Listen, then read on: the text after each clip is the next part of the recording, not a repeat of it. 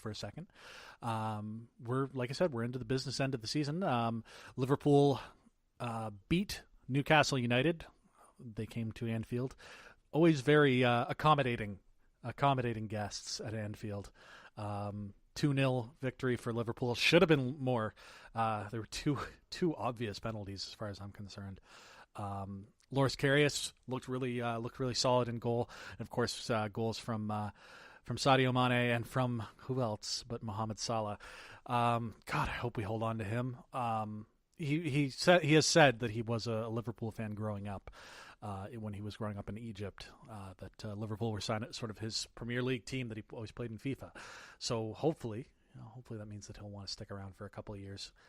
Because honestly, with that front line and with the additions of maybe another midfielder on top of Naby Keita coming in from Germany, my God,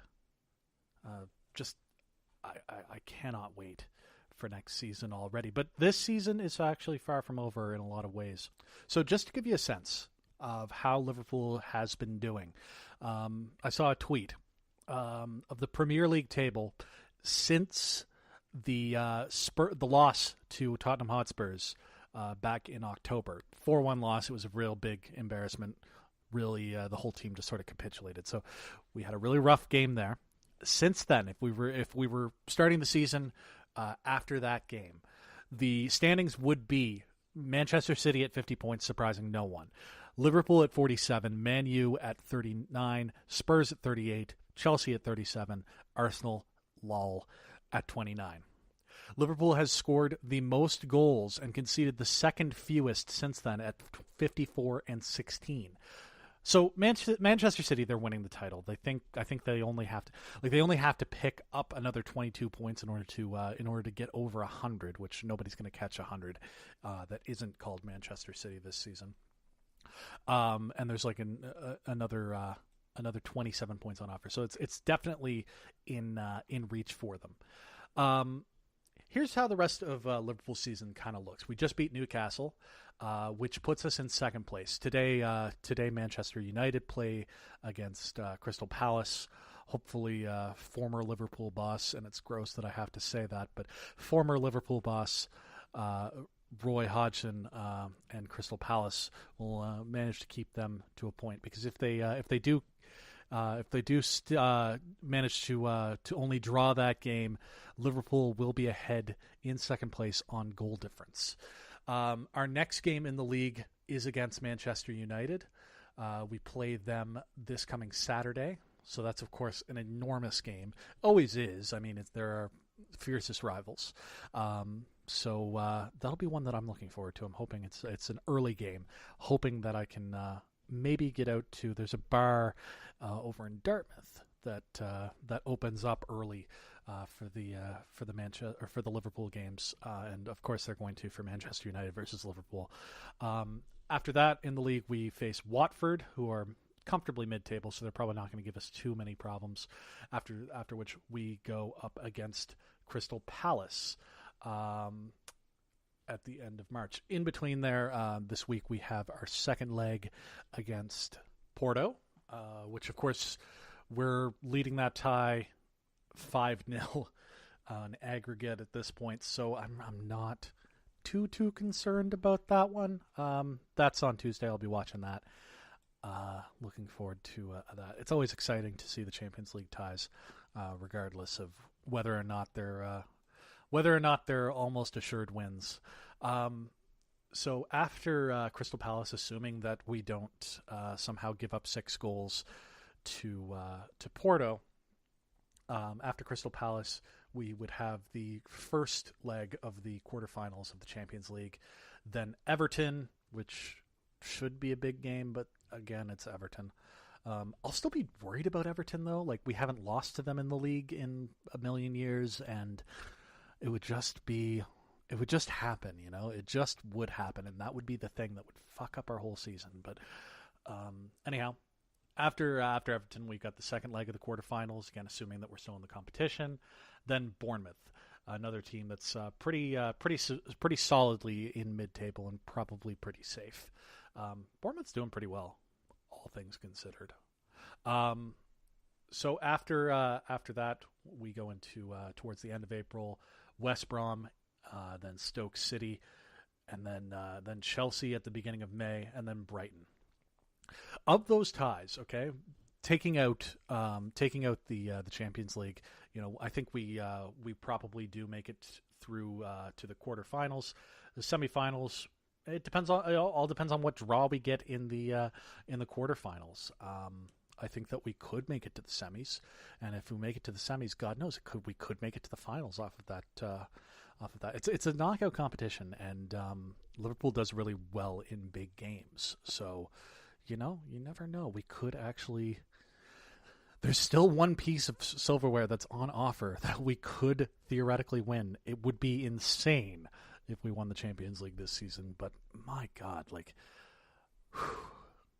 if we make it to the finals, you better believe I'll be booking that off of everything, and just be very excited at some local sports bar. So of the remaining games, Manchester United, Watford, Crystal Palace, Everton, Bournemouth, West Brom, Stoke City, Chelsea, and Brighton. About four of those are teams that are pretty solidly in mid-table. Not going to be that big of a concern. Two of them, of course, are top four rivals in Manchester United and in Chelsea. And then we've got another three who are battling against relegation. And, of course, they're going to be looking to scrap away any points that they can get. So of those remaining games, I count maybe, 3, 6, 9. I would expect 12 points at least, 12 points, like 4 wins out of those remaining games. And then I think that we could probably eke out a draw. I think that the Manchester United game, that'll probably be a pretty boring draw, all things considered. But if it is, we go second.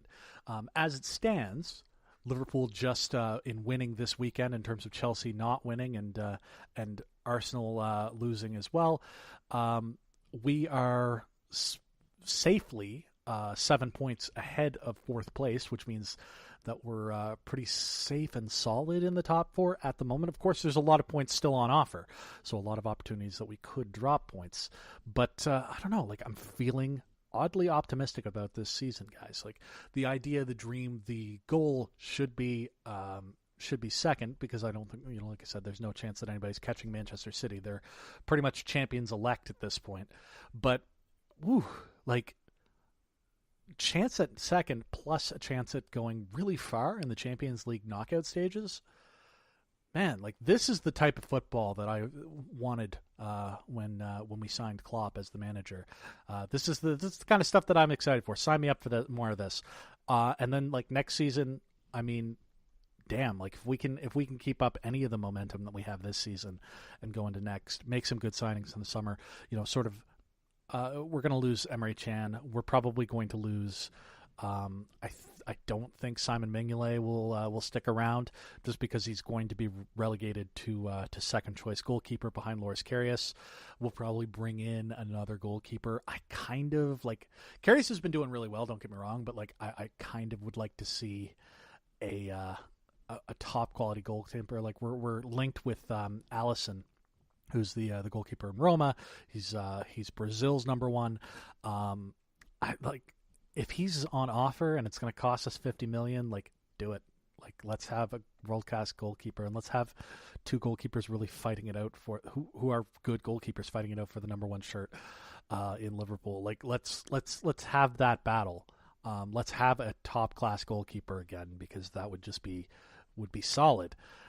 We bring in, like I said, we're going to lose Emre Can. We're going to lose Simon Mignolet. So let's bring in somebody to replace Mignolet. Let's bring in somebody else to play alongside with Naby Keita. Of course, he's already coming in. We've got Virgil van Dijk, who makes every single defender around him look phenomenal. We've got competition for the left back position. We've got competition for the right back position. Nathaniel Klein's coming back and is fantastic in the right back position. There's a very good chance that Trent Alexander-Arnold moves into midfield. That's sort of where he originally came from what I understand. So I don't know. There's just a lot to be excited about as a Liverpool fan right now. And I know it's if you're listening to this and you're not a Liverpool fan, you're a fan of one of the other top 6 contenders. I know it's a huge meme, but God, next year could be our year. Oh my God. And I will be here every single Monday getting super excited and obnoxiously happy about it every step of the way. So that's enough about Liverpool. We're rounding the bend on the end of the show. I'm just going to throw in a few other things that I'm excited about, because this show, like I said, is all about me being cheerful this week for some reason, which is fine. Like it's a good time. Every once in a while, I'll throw podcast recommendations your way, because, as you know, I listen to an absurd number of podcasts, and I've added a couple to the list recently. I'd like to bring your attention to a couple of D&D podcasts. If you've listened to them before, sorry, I'm a little bit late getting on the bandwagon for this one, but God, I love it. The Adventure Zone. Now, if you're not a huge D&D fan, if you've never played it before, but you like video games and you like storytelling, you like that sort of genre, and you're not too concerned about it, like it's a good, funny time, and it's not too focused on sort of table talk, so it's not going to get too bogged down in the mechanics of the game. I really highly recommend it. I've just gotten through, I'm going to say, probably 3/4 of their first campaign, which is the Bureau of Balance campaign, and I've been loving every single step of the way of it. The second one is a newer podcast, just recently started. It's called Not Another D&D Podcast. It's what are there? They're like 4 episodes in so far. Really, really fantastic. Again, really funny. Some really entertaining type folks, and like I highly, highly recommend both of those. What else? I already talked about the good place. I already talked about how the fact I'm going to Our Lead Peace tomorrow. God, I'm excited, guys. It's getting more and more real. By tomorrow, I mean later tonight, because that's how recording in the past for release in the future works, isn't it? Okay, I think that's just about it. New outro script, so let's see how many times it takes me to get this right. This show is produced by me with music from Mo Plays Here. You can check them out at loyaltyfreakmusic.com. You can follow the show on facebook.com/The John Dulong Show.